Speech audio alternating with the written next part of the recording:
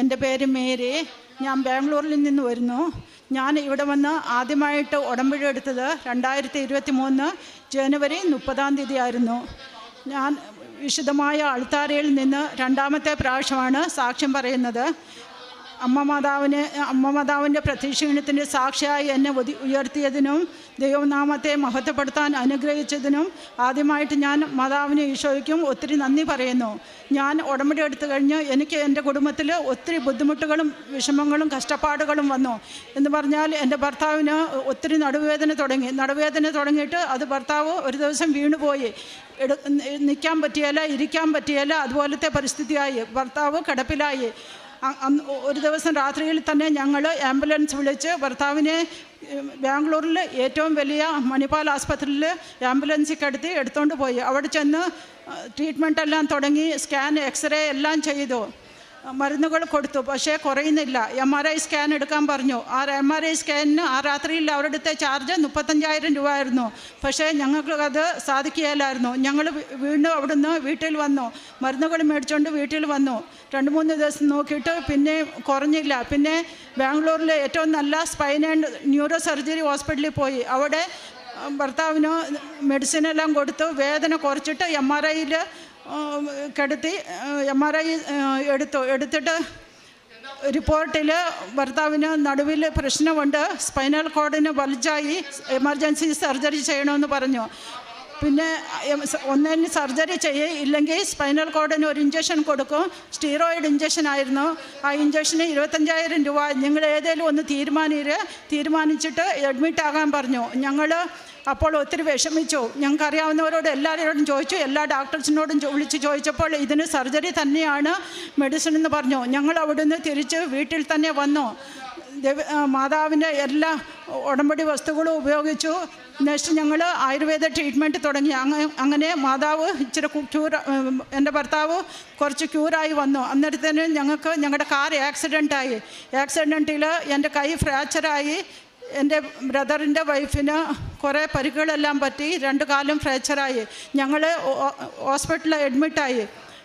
തിരിച്ച് ഡിസ്ചാർജായി വീട്ടിൽ വന്നു കഴിഞ്ഞു. എൻ്റെ കയ്യിൽ പ്ലാസ്റ്ററിൽ അയച്ചു. എൻ്റെ മുട്ടിന് ഒത്തിരി പരിക്കുകളായി. എനിക്ക് നടക്കാൻ പറ്റിയല്ല. കാലിന് മുട്ടിന് ബെൽറ്റ് ഇട്ടു, അത് നീ ബാൻഡേജ്. എല്ലാവരും എന്നോട് പറയാൻ തുടങ്ങി, നീ ഉടമ്പടി എടുത്തു, പ്രാർത്ഥിച്ചു, ഇത്രയെല്ലാം ബുദ്ധിമുട്ടുകളും സഹനങ്ങളും എന്തുകൊണ്ടാണ് നിനക്ക് വരുന്നതെന്ന്. പക്ഷേ ഞാൻ മാതാവിനെ ഈശോയെ മുറുക്കെ പിടിച്ചു. ഉടമ്പടി എടുത്ത് എനിക്ക് എല്ലാം സൗഖ്യം കിട്ടുമെന്ന് ഞാൻ വിശ്വസ്തയോടെ ഞാൻ പ്രാർത്ഥിച്ചു. എൻ്റെ ഹൃദയത്തിൽ ഞാൻ എപ്പോഴും പ്രാർത്ഥിക്കുന്ന ഒരു വചനമുണ്ട്, യെശയ്യാ 30:20. കർത്താവ് നിനക്ക് കഷ്ടതയുടെ അപ്പവും ക്ലേശത്തിൻ്റെ ജലവും തന്നാലും നിൻ്റെ ഗുരു നിന്നിൽ നിന്ന് മറിഞ്ഞിരിക്കുകയില്ല. നിൻ്റെ നയനങ്ങൾ നിൻ്റെ ഗുരുവിനെ ദർശിക്കും. അതുപോലെ തന്നെ റോമ 8:18. ഈ വചനങ്ങളെല്ലാം എനിക്ക് ഒത്തിരി ഇഷ്ടപ്പെട്ടതാണ്. ഞാൻ തീരുമാനിച്ചു, നമ്മുടെ ദൈവം വിശ്വസ്തനായിരിക്കുന്ന പോലെ നമ്മളും വിശ്വസ്ത പാലിക്കണം. ഞാൻ എൻ്റെ കാലിന് ബെൽറ്റിട്ടുണ്ട്. ഇവിടെ വന്നു ഉടമ്പടി പുതുക്കി കഴിഞ്ഞ് ഇവിടെ നിന്ന് 5 കെട്ട് പത്രം മേടിച്ചുകൊണ്ട് പോയി. അവിടെ വീട്ടിൽ ആദ്യത്തെ 5 കെട്ടും ഉണ്ടായിരുന്നു. അങ്ങനെ 10 കെട്ട് പത്രങ്ങൾ ഞാൻ കാലിനെയും മുട്ടിന് വെളിട്ടിട്ടുകൊണ്ട് പോയി. എല്ലാ സ്ഥലത്തും 10 കെട്ട് പത്രങ്ങളും പ്രാർത്ഥിച്ച് ഒരുങ്ങി കൊടുത്തു. ഞാൻ പ്രാർത്ഥന കൊടുക്കുമ്പോൾ അവർക്കെല്ലാം ഒത്തിരി സന്തോഷമാകുമായിരുന്നു. അത് പത്രം തീർന്നു കഴിഞ്ഞിട്ട് ഞാൻ തിരിച്ചു ഇവിടുന്ന് 4 കെട്ട് പത്രം വരുത്തിച്ചു. ആ പത്രങ്ങളും കൊടുത്തു. പിന്നെ ഞാൻ ഓർത്തു മാതാവിനെക്കുറിച്ച് എങ്ങനെയാണ് പറയുന്നതെന്ന്. പിന്നെ ഞാൻ കുറച്ച് പിള്ളേരെയൊക്കെ കാണുമ്പോൾ പിള്ളേരോടൊക്കെ നിങ്ങളുടെ മൊബൈൽ യൂട്യൂബ് ഓപ്പൺ ആക്കിയിട്ട് അച്ഛൻ്റെ ധ്യാനങ്ങളും സാക്ഷ്യങ്ങളും എല്ലാം അവർക്ക് ഞാൻ കാണിച്ചു കൊടുക്കുമായിരുന്നു. അപ്പോൾ അവർ പറയും, ഞങ്ങൾ പ്രാർത്ഥിച്ചോളാം, ഞങ്ങൾ ദിവസം കണ്ടോളാം ചേച്ചിന്ന് അവരും പറയുമായിരുന്നു. ഇങ്ങനെ ഞാൻ പ്രേക്ഷിത പ്രവർത്തനങ്ങൾ നടത്തി. ഞാൻ കാരുണ്യപ്രവർത്തികളായിട്ട് എനിക്ക് അറിയാവുന്നതായ ഒരു ഓൾഡ് ഏജ് ഹോം ഉണ്ടായിരുന്നു. ഞാൻ അവിടെ പോകും എപ്പോഴും. അവിടെ 30 പേരുണ്ട്, ആരും ഇല്ലാത്ത അപ്പനും അമ്മമാരും. അവർക്ക് ആരുമില്ല. ഞാൻ ചെല്ലുമ്പോൾ അവർക്ക് എന്നെ കണ്ടുകൊണ്ട് ഒത്തിരി സന്തോഷമാകും. അവർക്ക് ഞാൻ വേണ്ടിയത് അത്യാവശ്യ സാധനങ്ങളെല്ലാം മേടിച്ചു കൊടുക്കും. അതിൻ്റെ അകത്ത് രോഗിയായിട്ടുള്ളവരും ഉണ്ട്. അവരെയും കണ്ട് ഞാൻ തൈലം പുരട്ടി അവർക്ക് വേണ്ടി ഞാൻ പ്രാർത്ഥിക്കും. ഞാൻ ഉടമ്പടിയിൽ എനിക്ക് കിട്ടിയ ആദ്യത്തെ നിയോഗത്തിൻ്റെ സാക്ഷിയാണ് പറയുന്നത്. ഇനി എൻ്റെ ഭർത്താവിന് സർജറി ഇല്ലാതെ ഉടമ്പടി വസ്തുക്കളെല്ലാം ഉപയോഗിച്ച് ആയുർവേദ മരുന്നും കൊടുത്ത് എനിക്ക് സർജറി ഇല്ലാതെ എൻ്റെ ഭർത്താവ് സുഖമായിട്ടിരിക്കുന്നു. ഇപ്പോൾ ജോലിക്ക് പോകുന്നു. അതെൻ്റെ വലിയ സാക്ഷിയാണ്. എനിക്ക് രണ്ടാമത്തെ കിട്ടിയ എനിക്ക് വലിയ അനുഗ്രഹം എന്ന് പറഞ്ഞെങ്കിൽ എൻ്റെ മകൻ്റെ ജോലിക്കാരിയാണ്. എൻ്റെ മകൻ കാനഡയിലാണ്. അവൻ 2 വർഷത്തെ കോഴ്സ് എടുത്താണ് പഠിക്കാൻ പോയത്. പക്ഷേ അവന് പഠിത്തം കഴിഞ്ഞിട്ട് ഇന്ന് 9 മാസമായി ഒരു ജോലിയും കിട്ടുന്നില്ല. ഞാൻ അന്ന് ഇവിടെ വന്നപ്പോൾ കൊച്ചച്ഛനുണ്ടായിരുന്നു. അച്ഛനോട് എൻ്റെ മൊബൈലിൽ അവൻ്റെ ഫോട്ടോ കാണിച്ചിട്ട് ഞാൻ പറഞ്ഞു, അച്ഛാ വിവരം പറഞ്ഞു. അപ്പോൾ അച്ഛൻ പറഞ്ഞു ഡേറ്റ് ഇട്ട് പ്രാർത്ഥിക്കാൻ പറഞ്ഞു. മെയ് 23-ാം തീയതി അവൻ്റെ ബർത്ത്ഡേ ആയിരുന്നു. ഞാൻ ആ ഡേറ്റ് ഇട്ട് പ്രാർത്ഥിച്ചു. പക്ഷേ ജോലി ആയില്ല അവന്. അപ്പോൾ എൻ്റെ വിശ്വാസം ഒന്നും നിലച്ചു പോയില്ല. ഞാൻ അമ്മ മാതാവിനോട് പറഞ്ഞു, അമ്മയുടെ പ്രത്യക്ഷീണത്തിന് സാക്ഷിയായിട്ട് മാത്രമേ ഞാനിനി ഇവിടെ വരുവുള്ളൂ. സഞ്ചാരി മാതാവേ, കാനഡയിൽ ചെല്ലണമേ, എൻ്റെ കൊച്ച് എവിടെ അപ്ലൈ ചെയ്തു അവിടെ നിന്ന് അവൻ്റെ ഫയൽ എടുക്കണമേ എന്ന് പറഞ്ഞു. ഞാൻ ഇവിടെ വരാനായിട്ട് ടിക്കറ്റ് ബുക്ക് ചെയ്ത് കഴിഞ്ഞ് അവന് ആ ആഴ്ചയിൽ തന്നെ അവന് 2 കമ്പനിയിൽ നിന്ന് കോൾ വന്നു. അവന് 2 കമ്പനിയിൽ നിന്ന് കോൾ വന്നിട്ട് ഇൻ്റർവ്യൂ ഡേറ്റ് ഫിക്സ് ചെയ്തു. അവന് ഒരു സ്ഥലത്ത് ജോലി സെലക്ഷനായി. ഇന്നലെയാണ് അവൻ്റെ ഓഫർ ലെറ്റർ കിട്ടിയത്. ജൂലൈ 17-ന് അവന് ജോയിൻ ആകുവാണ്. ഇത് വലിയ അനുഗ്രഹം തന്നെയാണ്. നിങ്ങൾക്കറിയാം കാനഡയിൽ ജോലി കിട്ടുന്നതൊക്കെ ഒത്തിരി ബുദ്ധിമുട്ടുള്ള കാര്യം തന്നെയാണെന്ന്. അതും അവൻ്റെ സബ്ജക്റ്റിനുള്ള ജോലി തന്നെയാണ്. ഇത് ഞാൻ എൻ്റെ സഹോദരങ്ങളോട് പോലും പറഞ്ഞിട്ടില്ല.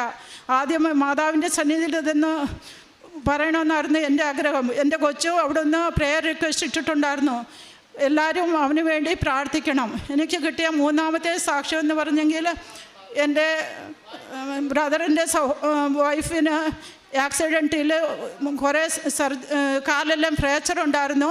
അപ്പം 6 മാസം വരെ അവർ നടക്കാൻ പറ്റിയല്ല, ഇരിക്കാനും പറ്റിയല്ല, ബുദ്ധിമുട്ടുണ്ടെന്ന് ഡോക്ടേഴ്സ് പറഞ്ഞു. പക്ഷേ ഉടമ്പടി നിയോഗത്തിൽ ഞാൻ അത് വെച്ചിരുന്നുണ്ടായിരുന്നു. എല്ലാവരും അവർക്ക് വേണ്ടി പ്രാർത്ഥിച്ചു. അവരിപ്പോൾ സുഖമായിട്ട് എഴുന്നേറ്റ് നടക്കുന്നു. അവരുടെ കാര്യങ്ങളെല്ലാം അവർ തന്നെ ചെയ്യുന്നു.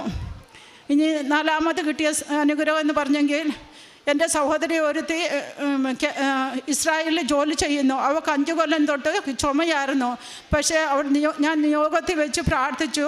ആ ചുമയെല്ലാം അവൾക്ക് ഇപ്പോൾ പൂർണ്ണമായിട്ടും സുഖം കിട്ടി. അവളും ഉടമ്പടി വസ്തുക്കളെല്ലാം ഉപയോഗിക്കുന്നുണ്ടായിരുന്നു.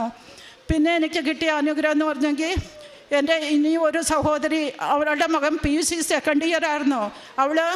ആ ചെറുക്കൻ ഒട്ടും പഠിക്കുന്നില്ല. എപ്പോൾ നോക്കിയാലും മൊബൈൽ കളിയാണ്. ആ സഹോദരി എപ്പോഴും വിളിച്ചിട്ട് കരയും, എന്നാ ചെയ്യുന്നതെന്ന് പറഞ്ഞുകൊണ്ട്. അപ്പോൾ ഞാൻ നിയോഗമായിട്ട് അവൻ്റെ കാര്യം വെച്ചിരുന്നു. അവന് അത്ഭുതമെന്ന് പറയട്ടെ, പരീക്ഷയുടെ സമയത്ത് അവൻ പഠിക്കാൻ തുടങ്ങി നല്ലതായിട്ട്. അവന് മാർക്ക് വന്നപ്പോൾ 85% മാർക്കോട് കൂടി അവൻ ജയിച്ചു. ഇത്ര വലിയ അനുഗ്രഹമാണ് ഇത് തന്നത്. പിന്നെ ഞാൻ എനിക്ക് വേണ്ടി ഒന്നും നിയോഗം വെച്ചില്ലായിരുന്നു. പക്ഷേ മാതാവ് ഈശോയും എനിക്ക് ഒത്തിരി അനുഗ്രഹങ്ങളും തന്ന് എൻ്റെ കാലിനും ഇപ്പോൾ സുഖം കിട്ടി. എനിക്കും കംപ്ലീറ്റ് മുട്ടുകുത്താൻ എല്ലാം ആകും, നടക്കാൻ പറ്റും. എനിക്ക് ഒത്തിരി സുഖം കിട്ടി. 6-ാമത്തെ നിയോഗം വെച്ചത് നമ്മുടെ തിരുസഭയ്ക്ക് വേണ്ടിയായിരുന്നു. തിരുസഭയെ ശക്തിപ്പെടുത്തണമേ, ബലപ്പെടുത്തണമേ എന്നായിരുന്നു. ഇങ്ങനെ ദൈവമാതാവിൻ്റെ മധ്യസ്ഥം വഴിയായി ഈശോ എനിക്ക് ഒത്തിരി അനുഗ്രഹം തന്ന ഈശോയ്ക്കും മാതാവിനും ഞാൻ കോടാനുകോടി നന്ദി പറയുന്നു.